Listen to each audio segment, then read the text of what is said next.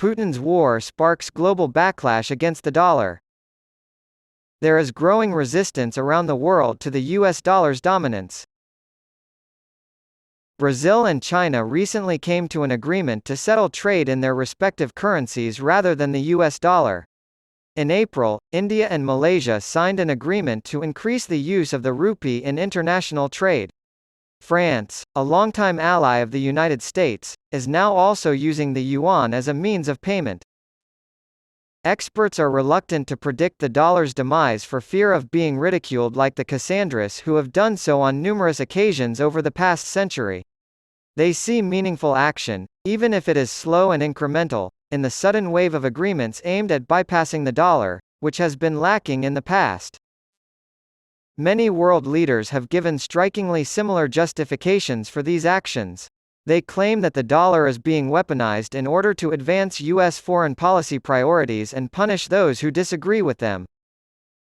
In response to Vladimir Putin's invasion of Ukraine, the United States has imposed unprecedented financial pain on the Russian government, and nowhere is this more apparent than in Russia. The Biden administration has effectively cut off Russia's access to international financial markets by means of sanctions, the freezing of hundreds of billions of dollars in Moscow's foreign reserves, and the cooperation of Western allies.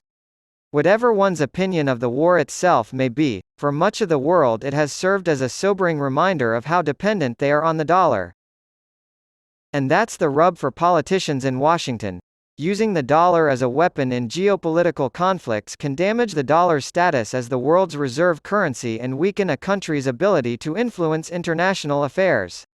According to Daniel McDowell, author of Bucking the Buck, U.S. Financial Sanctions and the International Backlash Against the Dollar, sanctions are often better left as a threat and not actually carried out to ensure long-term efficacy.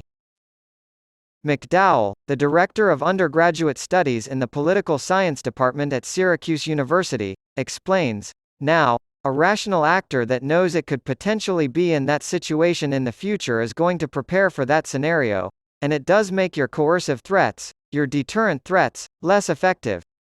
To paraphrase, maybe the change is marginal now, but even if it ultimately culminates in something that doesn't dethrone the dollar, it still matters because it can reduce American economic power. China is unquestionably a major player in the movement away from the dollar. President Xi Jinping has made it a priority for his administration to increase the yuan's use abroad in an effort to give the currency a more prominent position in the international monetary system.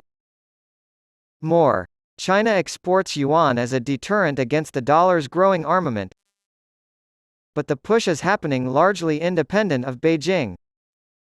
In April, India and Malaysia, neither of which is a strategic ally of China, announced a new mechanism to conduct bilateral trade using the rupee. It's a part of the Narendra Modi government's broader push to find alternatives to the US dollar in international trade, as they haven't joined the US-led sanctions campaign against Russia. A month later, ASEAN members reached an accord to promote the use of member currencies in intra-regional trade and investment. And only a few weeks ago, South Korea and Indonesia signed an agreement to facilitate direct trade in won and rupiah. While in Shanghai in April, Brazilian President Luiz Inácio Lula da Silva blasted the dollar's hegemony. When asked, who decided that the dollar was the trade currency after the end of gold parity, while standing in front of a podium draped in the flags of the so-called BRICS nations, Brazil, Russia, India, China, and South Africa, he urged the world's largest developing economies to devise a new system to replace the dollar in international trade. He was thinking back to the early 1970s, when the Bretton Woods Agreement that had made the dollar the center of global finance was beginning to fall apart after World War II.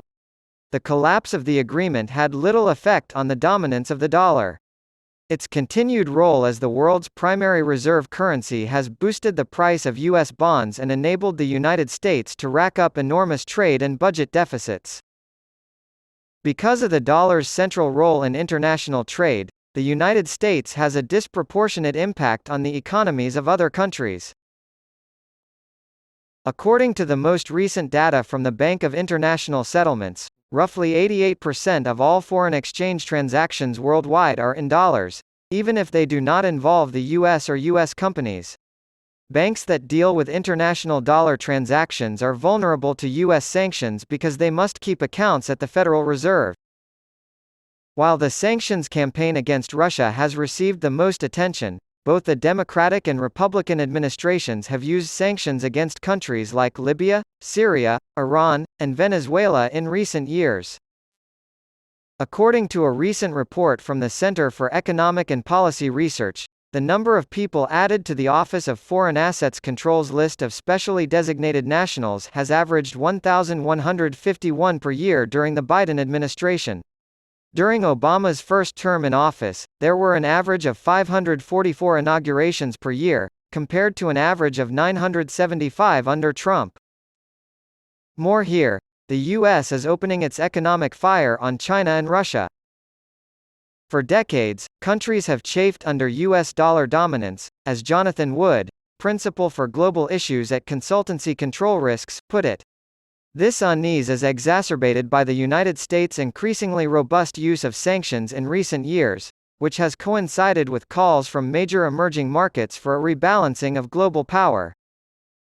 During an interview in the middle of April, Treasury Secretary Janet Yellen told CNN, "There is risk when we use financial sanctions that are linked to the role of the dollar that over time it could undermine the hegemony of the dollar." The Treasury representative referred Bloomberg to those comments.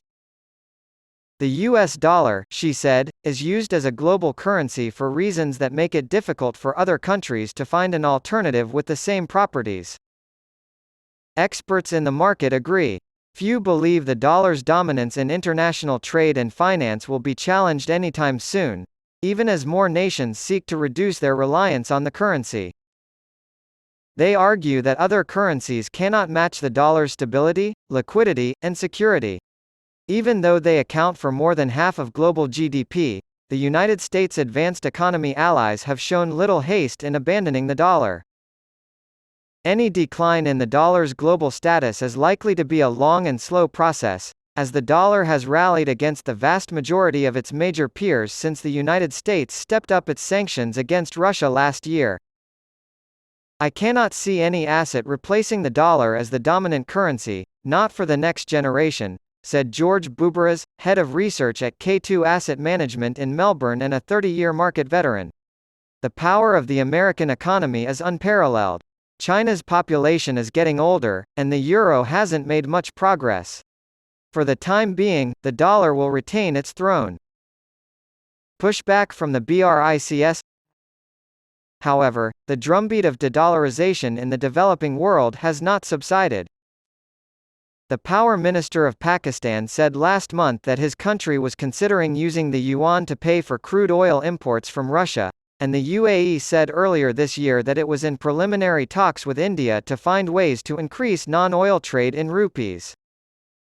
This week, the foreign ministers of the BRICS countries met to discuss the group's strategy for increasing its global influence.